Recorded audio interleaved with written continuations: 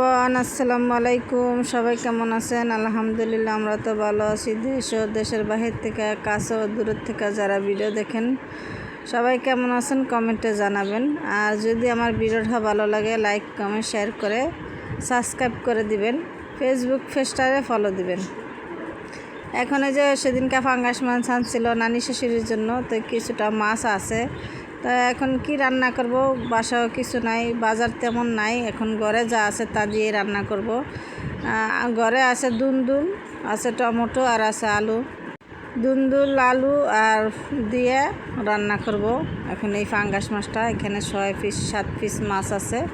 ওই মাছটা দিয়েই 2 বেলা আমাদের হয়ে যাবে, দুপুরবেলা এবং কি রাত্রে। আর সাথে আছে ডাল, আর সাথে কালকের তরকারি আছে, আর আলু ভাজি করবে পেঁপে দিয়া। এইখানে এই যে দুন্দুলটা ধুয়ে নিতেছি আমি। দুন্দুল আলুটা আগে কষাবো মশলার সাথে, কষানোর পরে দুন্দুল দিব। দুন্দুলের পানি দিয়েই তরকারিটা রান্না করব, আর কোনো পানি দিব না আমি। সাথে এখন মাছগুলো আমি বাইজা নিলাম। আর এখানে মশলাটা আমি কষাই নিতেছি। এখানে দিয়ে দিলাম পেঁয়াজ, দিয়ে দিলাম রসুন বাটা, আর দিব পরিমাণ মতো লবণ। দিয়া মশলাটা ভালো করে কষাবো। সামান্য হলুদ গুঁড়া, সামান্য মরিচের গুঁড়া দিব, বেশি জাল দিব না। এই দুন্দুল তরকারিটা মিষ্টি মিষ্টিটাই মজা লাগে, আমার কাছে ভালো লাগে। এখন দিয়ে দিলাম পরিমাণ মতো লবণ, আর দিব অল্প একটু হলুদ, আর একটু সামান্য মরিচের গুঁড়া। এইটা দিয়েই মশলাটা কষাবো, আর কোনো মশলা দিব না। এইটার কালারে খুব সুন্দর একটা কালার আসে। আর দুন্দুল তরকারি সবচেয়ে মজা লাগে চিংড়ি মাছ দিয়ে, ইলিশ মাছ দিয়ে। এখন আমাদের বাসা চিংড়ি মাছও নাই, ইলিশ মাছও নাই। আর অনেক দিন হয়েছে ইলিশ মাছ খাওয়া হয় না, দীর্ঘ 7-8 মাস হয়ে গেছে ইলিশ মাছ চোখেই দেখি না। তারপরও এই যে আলু দিয়ে এখন আমি রান্না করব। আলুটা দিয়ে দিলাম মশলার সাথে, কষায় নিছি। আর চিংড়ি মাছও নাই, বাজারে পাইতেছে না মাছ টাছ, সেই জন্য মাছ টাছ পাইতেছে না, সেই জন্য মা এই যে তরকারিটা কাইটা দিয়ে সে নিচে চলে গেছে, সে বাসায় থাকে না, তরকারি কাইটা দিয়ে জায়গা চলে জায়গা। কিছু সমস্যার কারণে তার সাথে আমি কথা বলি না, আর উনিও আমার সাথে কথা বলে না, দরকার নাই। সবাই ভালো, সবাই ফেরেস্তা, শ্বশুরবাড়ির সবাই ফেরেস্তা, সবাই পিরাউলিয়া। আর সবচেয়ে খারাপ আমি, আমার মতো খারাপ আর নাই, মনে হয় যে 2-1টা। ওনাদের সাথে কথা বললেও ওনাদের পাপ হবে, এই জন্য আমার সাথে কথা বলতেও দ্বিধাবোধ করতেছে সবাই। যাক, যার কেউ না আছে তার সাথে আল্লাহ আছে, আল্লাহ থাকলেই হবে, আর মানুষের দরকার নেই। এখন আমি মশলাটা, এই তরকারিটার মশলার দিতে দিয়ে কষাই নিলাম। এখন কষাই দেখেন এত পানি উঠবে, একদম পাতিল ভরে যায় পানি দেওয়ার সাথে। টমেটো দিয়ে দেব, আর টমেটোটা সুন্দর কালার, আর হালকা টকটক আছে, মাশাল্লাহ খুবই সুন্দর হয়েছে তরকারিটা। এই যে টমেটোটা দিয়ে দিলাম। আর এত ভালো লাগছে, আমার আজকে শরীরটা ভীষণ খারাপ, তারপর আমি বয়স দিতেছি, আমার বয়স ঠিক মতন আইতেছে না। তারপরে চেষ্টা করতেছি যেহেতু আপনাদের সাথে ভিডিও সবসময় রেগুলার আমি শেয়ার করি, সেই জন্য ভাবলাম যে আজকে ভিডিওটা আমি শেয়ার করি আপনাদের সাথে, না হলে আমার কাছে ভালো লাগবে না। এখন আমি এই যে আর ফেসবুক পেজে ভাবছি যে আর ভিডিও দিব না, আর ভিডিও বানাবো না।